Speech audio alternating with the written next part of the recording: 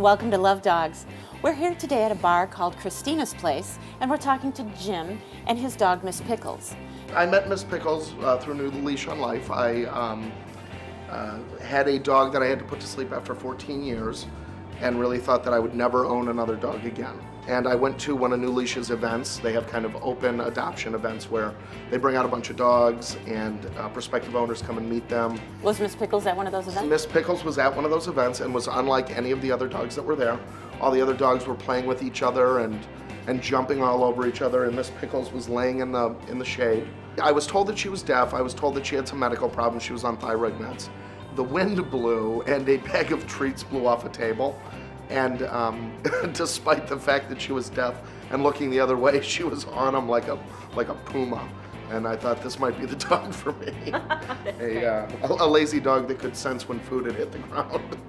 Did the shelter New Leash on Life help you through the adoption process? They have a really rigorous adoption process.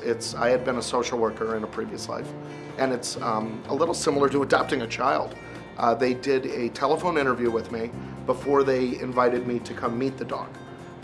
Then after meeting the dog in person, and I could tell they were kind of sizing me up and asking me questions, they did a home visit without the dog and had me fill out an application where they had to check references. They checked with the landlord to make sure that it's okay for you to have an animal. And then they have a trial period. And if they don't feel things are going well after a couple of weeks, they can point you in the direction of a dog that's a little bit better suited for you. So did they check back on you then? Oh, absolutely. Yeah. They check back, and they still frequently check back. Did we do anything exciting? She did what she always does. Miss Pickles led me to a bar. Is that why you come here? It is. I didn't know about the place until we helped place her here with the bartender. How often do you come here? Weekly. Nice.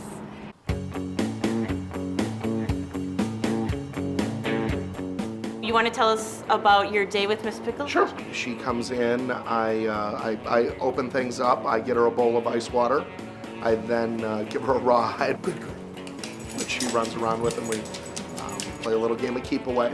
Then she retires to her little cave in the back, enjoys a rawhide, and then spends the next indeterminate period of time sniffing and licking. She's just always so friendly and happy to see everybody and all the other dogs. Miss Pickles is the regular patron. As a regular fixture here, just like anyone else, any other regular. And she's just a little bright force of energy in the bar. Is that the reason you come here? That and the $2 Guinness. All right. She's fantastic. She doesn't resource guard. She's great with other dogs. She's great with everyone. She's wonderful with people petting and touching her. Nobody ever seems to be surprised by her. She just kind of walks up, says hello, and then leaves. She's done with you. She's kind of like the greeter.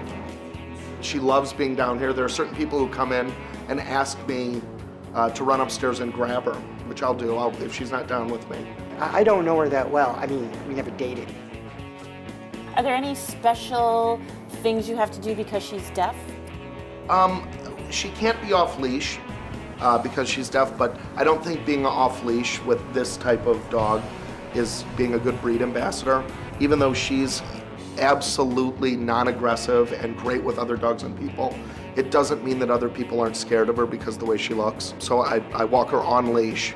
And other than that, it's just a couple of hand signals for sit.